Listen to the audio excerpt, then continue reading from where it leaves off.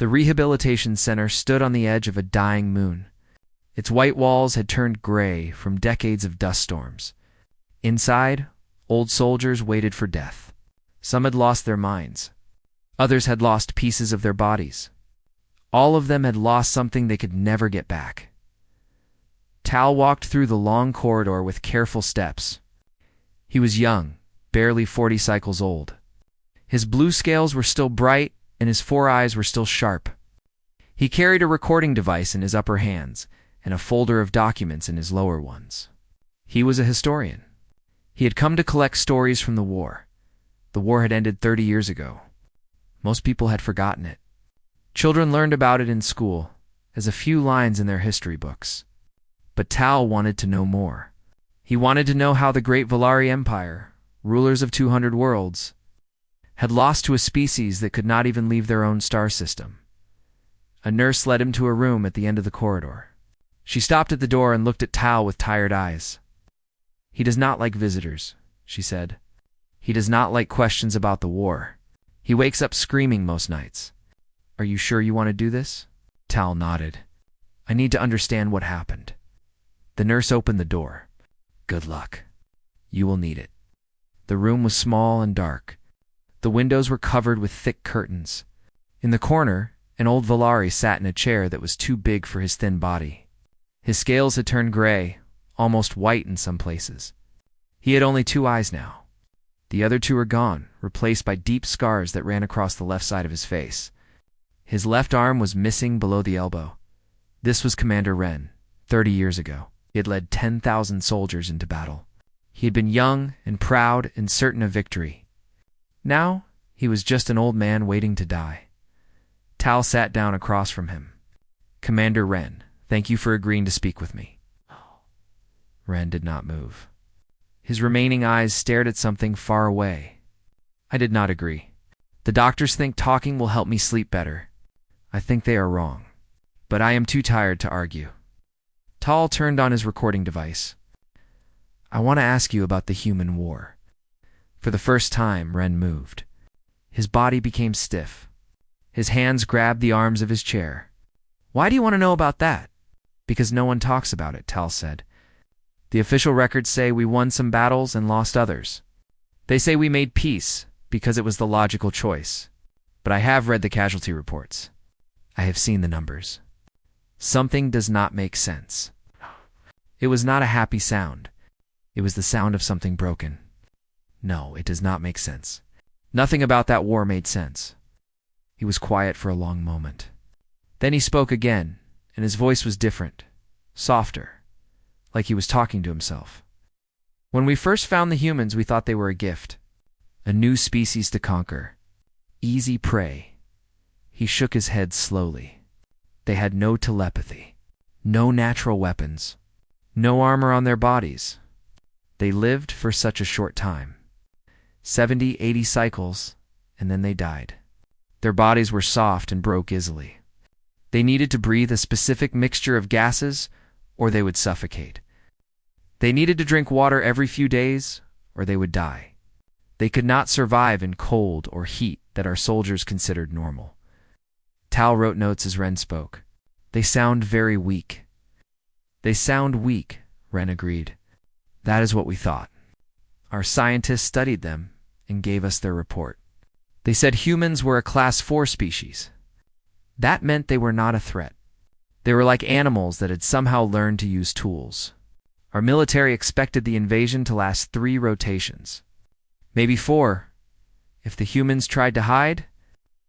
Wren closed his eyes. 12 years. 12 years of blood and fire and death. We threw everything we had at them. We had better weapons. We had more soldiers. We had ships that could burn their cities from space. And still, they fought. And still, they killed us.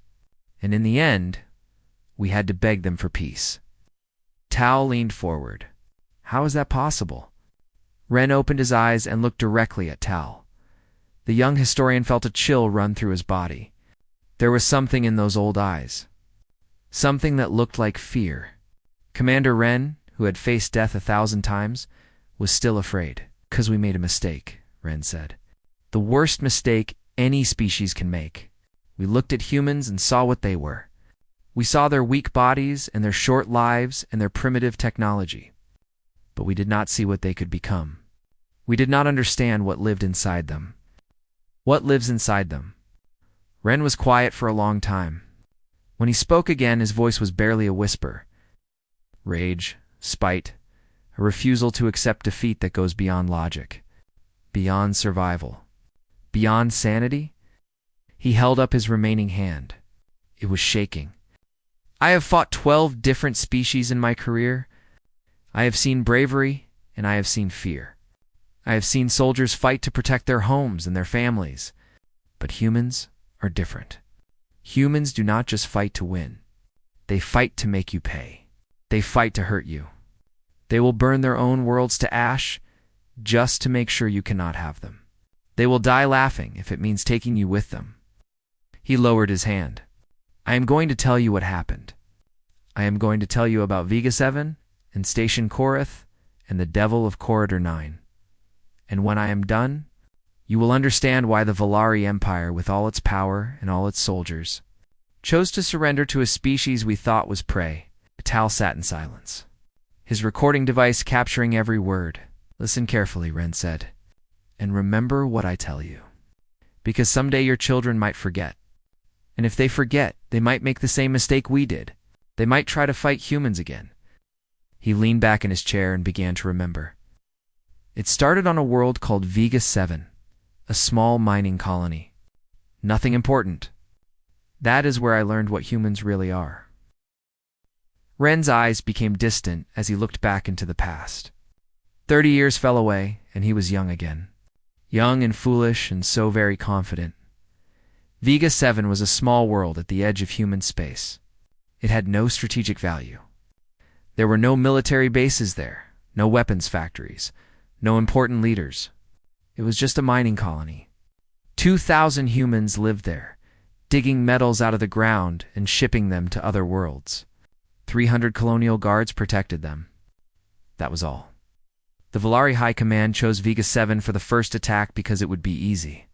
A simple victory to test human defenses. Ren was given 10,000 soldiers for the mission. It was more than enough. It was 30 times more than the humans had.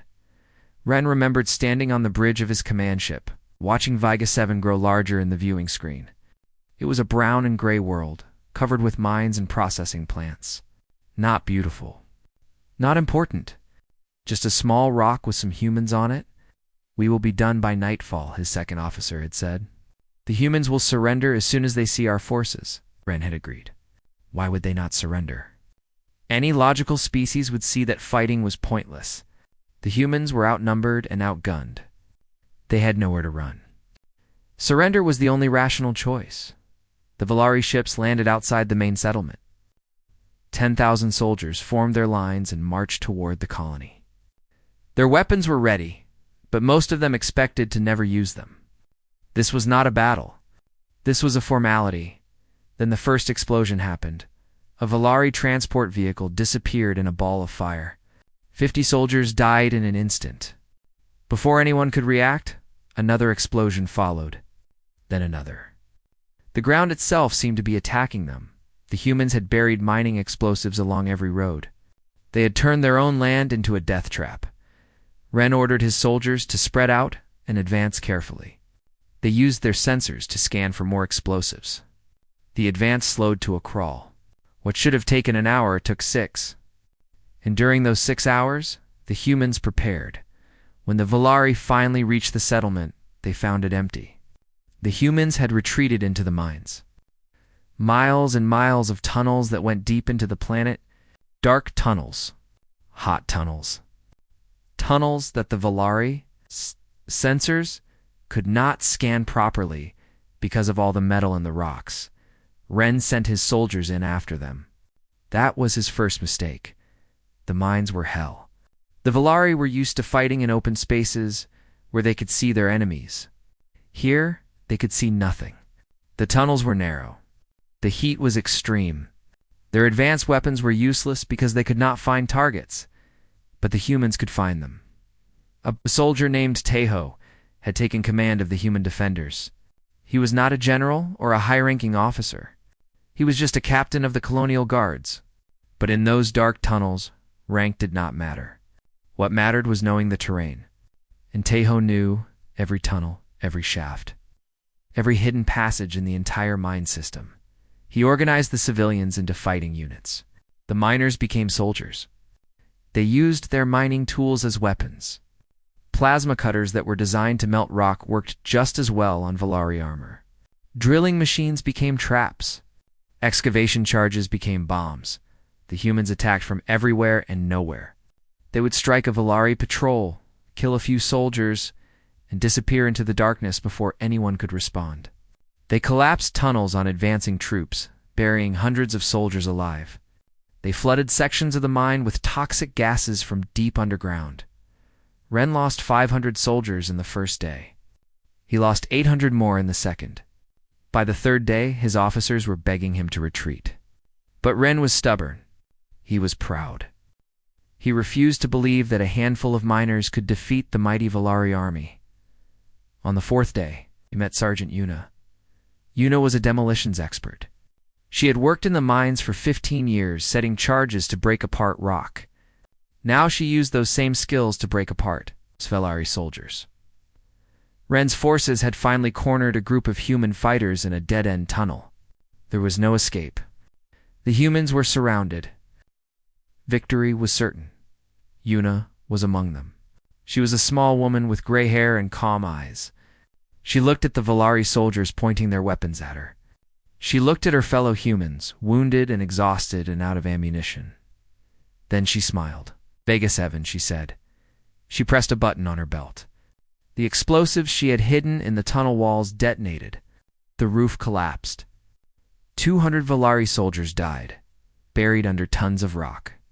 Yuna died with them. She died smiling. Ren remembered standing at the entrance of that collapsed tunnel, staring at the rubble. He could not understand what he had just witnessed. What kind of creature killed itself just to hurt its enemies? What kind of species smiled while dying? The battle for Vega 7 lasted 2 more weeks. The humans fought for every tunnel, every room, every inch of ground. When they ran out of weapons, they fought with tools. When they ran out of tools, they fought with their bare hands. They never surrendered, not once. Not a single human raised their hands and asked for mercy. In the end, the Volari won. They had to. They had more soldiers, more weapons, more everything. But victory cost them 6,000 lives. 6,000 Volari soldiers. Killed by miners and farmers and shopkeepers, Ren returned to his command ship and wrote his report. His hands were shaking as he typed the words. He tried to explain what had happened, but he did not have the right words.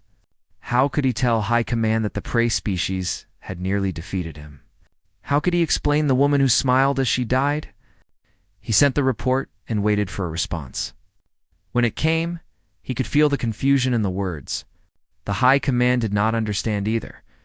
They ordered Ren to continue the campaign. They said Vega 7 was an unusual case. They said the rest of the humans would be easier. They were wrong. Ren paused in his story and looked at Tal. The young historian had stopped taking notes. His 4 eyes were wide with shock. That was just the beginning, Ren said. Vega 7 taught us that humans would fight. But the years that followed taught us something worse. They taught us that humans would rather destroy everything they loved than let us have it. After Vega 7, the Volari High Command changed their strategy. They would not make the same mistake again. No more landing parties. No more ground battles. They would use their greatest advantage, their fleet. The Volari had thousands of warships. Humans had less than 100. The math was simple. Burn the human worlds from space. Kill them before they could fight back. End the war quickly and move on to easier conquests. Ren was given command of a battle group. 50 warships, enough firepower to crack a planet in half. His orders were clear. Destroy human resistance by any means necessary. No mercy. No negotiation. Just fire and death from above. The first world they attacked was called New Harbor. It was a farming colony, green and peaceful. 4 million humans lived there. They had no warships to defend them, no orbital weapons, nothing that could touch the Valari fleet. Ren gave the order to begin bombardment.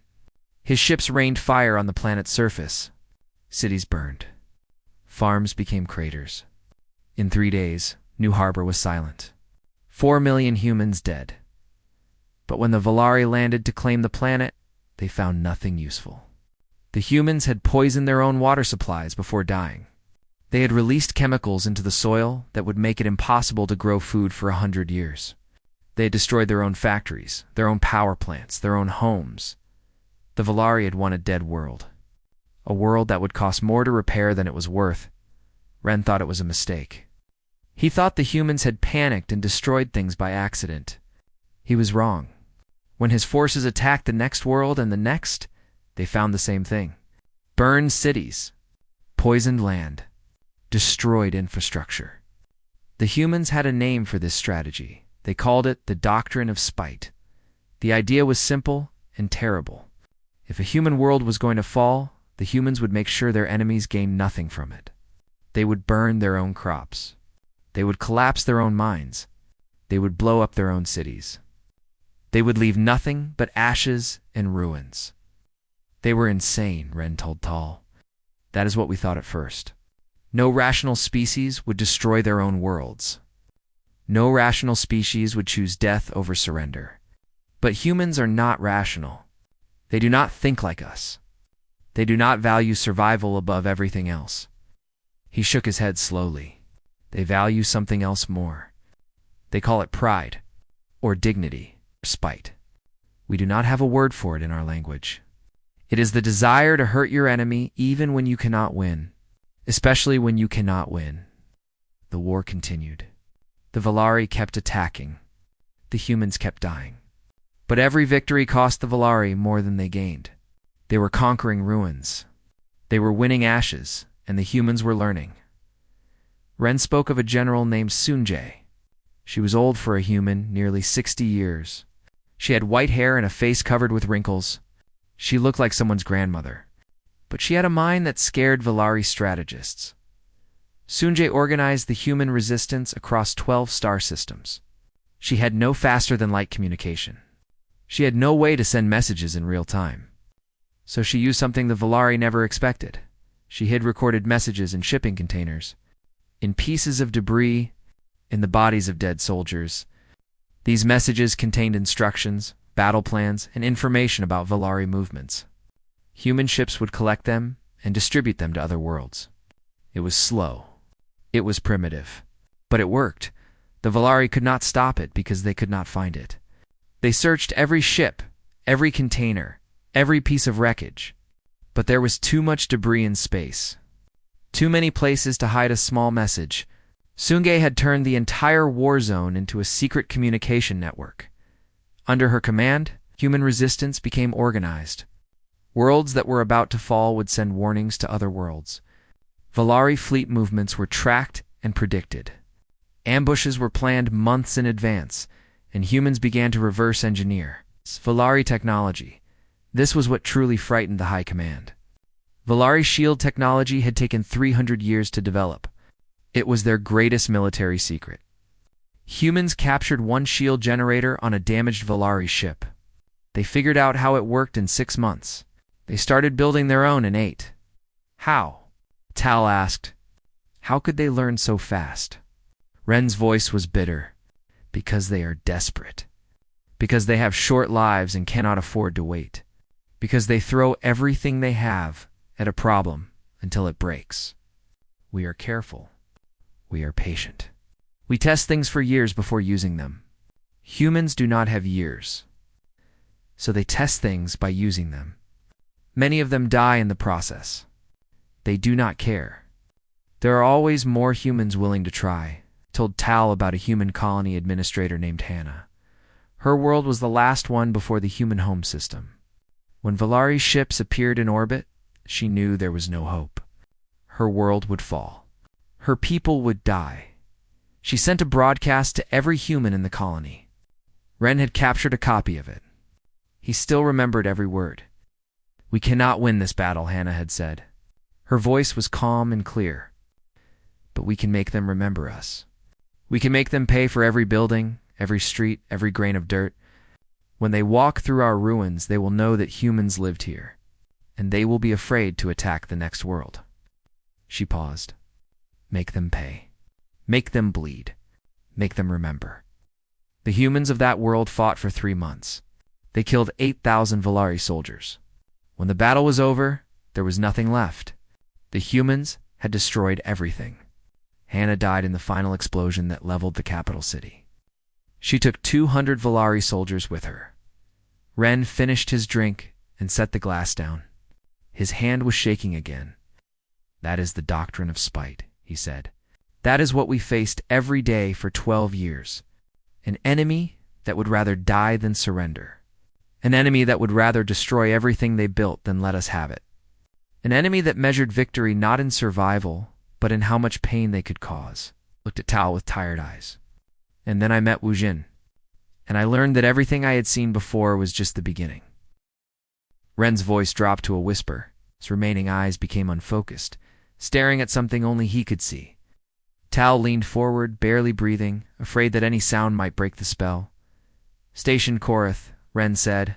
That is where I learned true fear." Station Korath was a Valari military stronghold. It floated in the darkness between stars, far from any planet. It was a fortress made of metal and weapons. 5,000 soldiers lived there. It was supposed to be untouchable. Somehow a human infiltration team got inside. They came on a supply ship, hid among containers of food and equipment. When the ship docked, they slipped out like ghosts. There were only 12 of them. 12 humans against 5,000 Valari soldiers. It should have been easy to stop them. It was not. The humans split up and began their work. They planted explosives on power generators. They sabotaged communication systems. They killed guards in dark corners and hid the bodies. By the time the Valari realized something was wrong, half the station's defenses were already destroyed. Ren was commanding the response teams. He sent soldiers to hunt the infiltrators. They found them, eventually. Firefights erupted throughout the station. The humans fought hard, but they were outnumbered. One by one, they fell, all except one. His name was Wu Jin. He was a private, the lowest rank in the human military. He was young, barely 25 years old. He had been with the infiltration team when they were discovered. In the chaos, he was separated from his squad. He was wounded. A Valari weapon had burned through his side.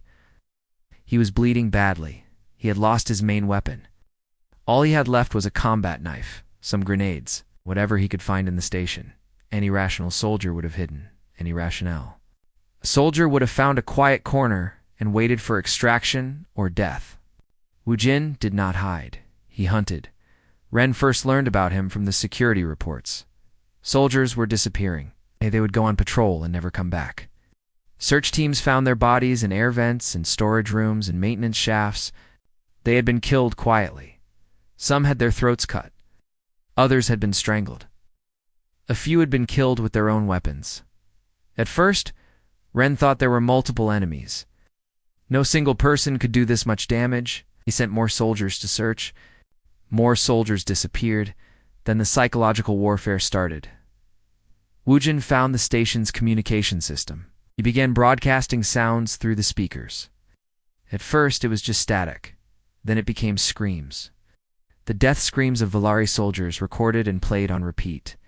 They echoed through every corridor, every room, every corner of the station. The lights in Corridor 9 failed. When technicians went to fix them, they did not come back. When soldiers went to find the technicians, they did not come back either. Corridor 9 became a dark zone, a place where Valari soldiers refused to go. They called him the Devil of Corridor 9. Ren watched the security feeds. He saw glimpses of the human, shadow moving through the darkness. A figure crawling through spaces too small for a Valari body. A face, covered in blood, appearing in a camera for just a moment before disappearing. He was playing with us, Ren said. He was not trying to escape. He was not trying to survive. He was trying to make us afraid. And it worked. My soldiers were terrified. These were veterans who had fought in dozens of battles. They were scared of one wounded human. The hunt lasted 72 hours. In that time, Wu Jin killed 47 Valari soldiers. He used everything he could find. He made weapons from tools. He made traps from wires and metal, turned the station into a maze of death. On the third day, they finally cornered him. Ren led the team personally. He was tired of being afraid. He wanted to see this devil with his own eyes. They found Wu Jin in a storage room deep in Corridor 9. He was sitting against a wall, surrounded by the bodies of his last victims. His wounds were terrible. The burn on his side had gotten worse. He had other injuries too, cuts and bruises from 3 days of constant fighting. His bones were visible through his torn skin in several places. He should have been dead. No creature should have been able to survive those wounds, but he was alive. And he was laughing. Ren ordered his soldiers to aim their weapons. 50 guns pointed at one dying human. It should have felt like victory. It did not. "How are you still alive?" Ren demanded. Wu Jin looked at him. His eyes were strange. There was no fear in them, no regret, no pain. Just a cold, burning hatred that made Ren's scales itch. Despite Wu Jin said, he moved his hand. Ren saw the detonator too late. The explosives Wu Jin had hidden in the room detonated. Fire and metal flew everywhere. Ren felt something hit his face. He felt his arm being torn away. Then everything went dark. When he woke up, he was in the medical bay. Half his face was gone. His arm was gone. 30 more of his soldiers were dead. Wu Jin had killed them all with his final breath. Ren spent 3 months recovering. During that time, he had nightmares every night. He saw Wu Jin's face. He heard that terrible laugh. He asked himself the same question over and over. How? How could a dying man laugh? How could someone in that much pain still want to fight? How could anyone hate that much? He never found an answer. But he learned something important. That is what humans are, Ren told Tal. They are not stronger than us. They are not smarter than us. They do not have better weapons or better ships. But they have something we do not. They have the ability to keep fighting when there is no hope. They have the ability to turn their own deaths into weapons. He touched the scars on his face. Wu Jin was one man. One wounded, dying man. And he killed 47 of my soldiers. He terrorized 5,000 more. He made me afraid of the dark. Ren's voice was barely audible now. That is why we lost the war. Not because humans were stronger, but because we could not afford to win. Every victory cost us too much. Every battle created more soldiers like Wu Jin. Eventually, we ran out of soldiers willing to fight them. The room was quiet. Tal had forgotten his recording device. He had forgotten his notes. He just sat there, staring at the old commander with all 4 of his eyes. Ren reached for a glass of water with his remaining hand. He drank slowly. His throat was dry from talking. From remembering? You want to know how it ended? Ren said. It was not a question. You want to know how the great Valari Empire, rulers of 200 worlds, lost to a species of soft-bodied primitives. He did not trust his voice.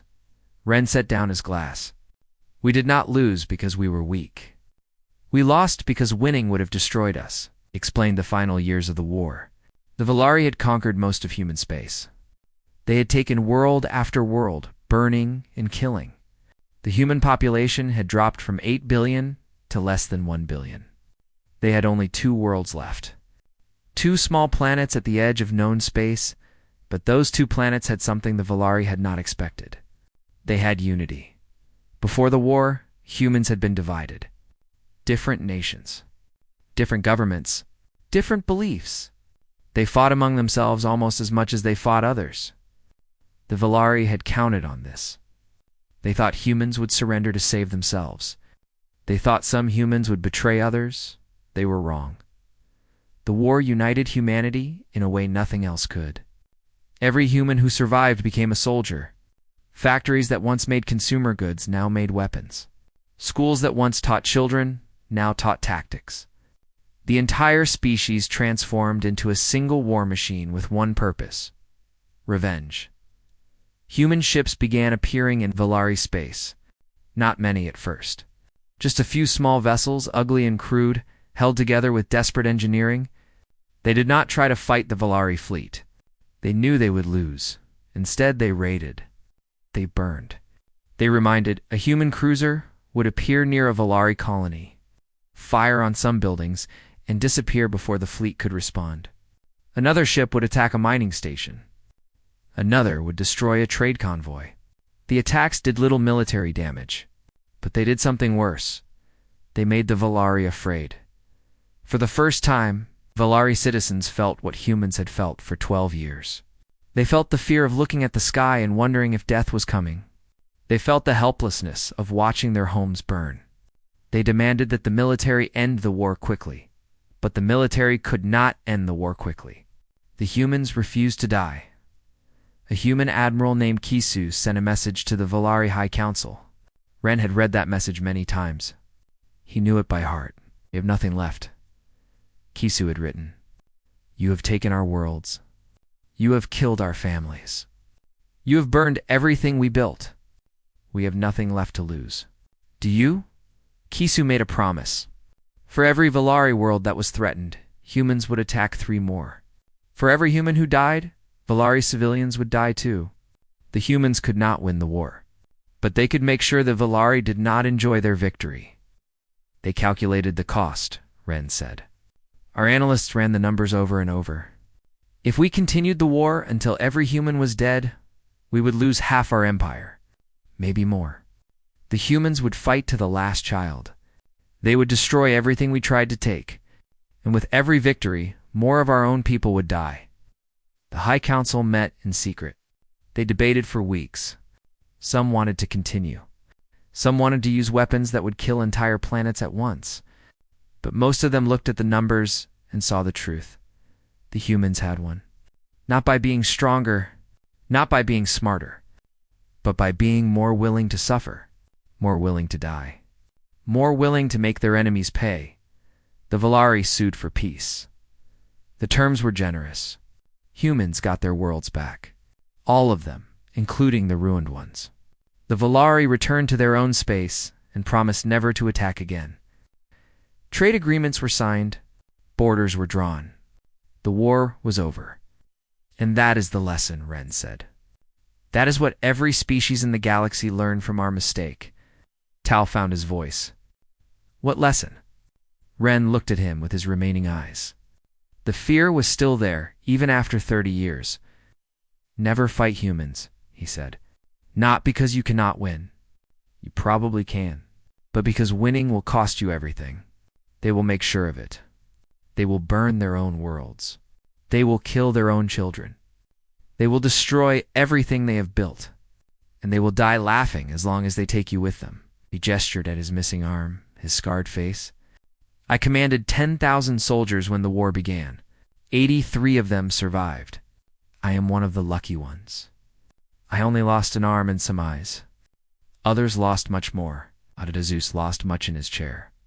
He suddenly looked very old, very tired.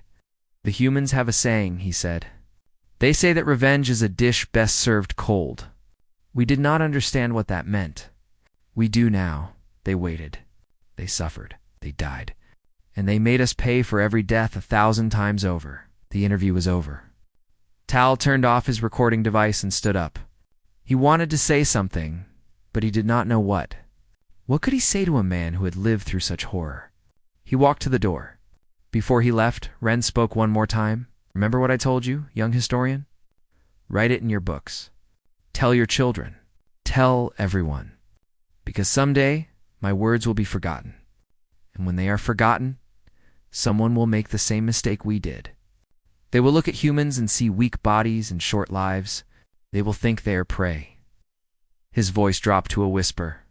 They will be wrong. Tal left the rehabilitation center. Outside, the night sky was clear. He could see the stars, thousands of them, stretching into infinity. Among those stars, human cargo ships traveled freely, trading with Valari merchants. Human colonies grew and prospered. Human children played under alien suns. Tal looked at those stars.